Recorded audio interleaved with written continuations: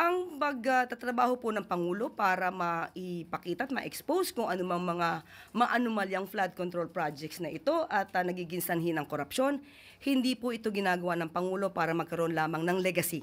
Ginagawa niya po ito dahil ito po ang kinakailangan. Ginagawa niya po ito para sa taong bayan. So hindi para po magkaroon lamang ng legacy. Follow up lang, Yusek. Katapos nitong investigation sa DPWH, meron bang information kung merong ahensyang isusunod si Pangulong Marcos na kung meron siyang natatanggap na information, talamak din ang korupsyon doon sa ahensyang yun? Ang pag-iimbestiga naman po patungkol sa korupsyon ay hindi lamang para sa DPWH. Kung meron pong makikita at maibibigay na anumang mga reports tungkol sa anumang korupsyon, yan naman po ay talagang paiimbestigahan.